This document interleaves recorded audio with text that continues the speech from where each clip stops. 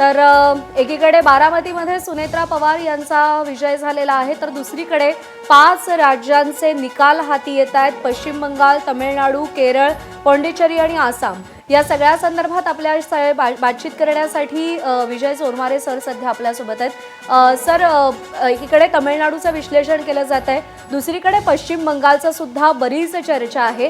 पण आसाममध्ये काँग्रेसची गणितं नेमकी कुठे बिघडली? अति आत्मविश्वास महागात पडला की भाजपच्या नरेटिव्हला त्यांना टक्करच देता आली नाही?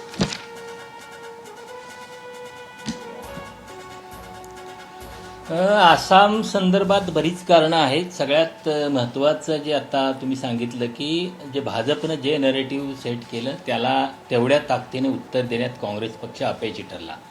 आसाममध्ये खरं तर यावेळी काँग्रेस पक्षानं अधिक चांगलं परफॉर्म करायला पाहिजे होतं, पण तो करू शकलेलं नाही. त्याचं कारण पुन्हा तिथं 2023मध्ये जी मतदारसंघ फेररचना झाली त्या फेररचनेमध्ये आहे. म्हणजे तिथं आधी आसाममध्ये मुस्लिम बहुल मतदारसंघ जे तिथल्या 126 जागांच्यामध्ये 30 मतदारसंघ हे मुस्लिम बहुल मतदारसंघ होते आणि मुस्लिम मतदार प्रभावी ठरतील असे मतदारसंघ 41 होते.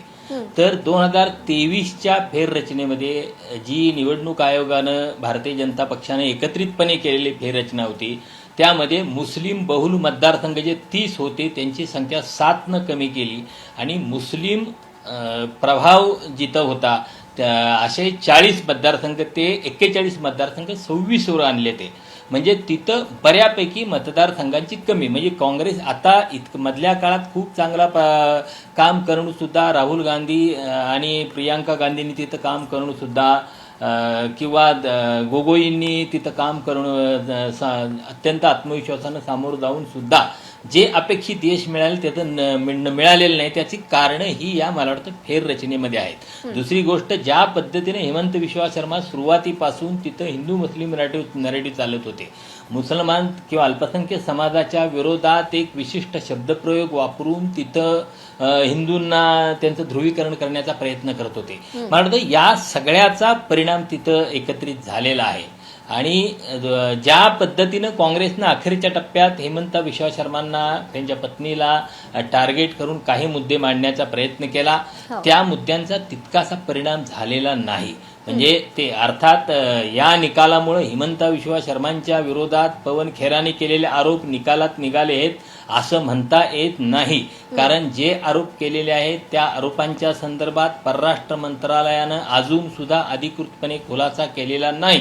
हेमंत विश्वा शर्मांच्या पत्नीच्या काही 3 पासपोर्ट असतील, त्यांची परदेशातली गुंतवणूक असेल किंवा अन्य तत्सम बाबी असतील, या संदर्भात खरं त्याच वेळी परराष्ट्र मंत्रालयानं या संदर्भातले खुलासे करण्यासाठी काही तासात ते करू शकलं असतं, परंतु अजूनपर्यंत परराष्ट्र मंत्रालयाने ते खुलासे केलेले नाहीत. मला वाटतं ते मुद्दे संपलेत असा याचा अर्थ होत नाही.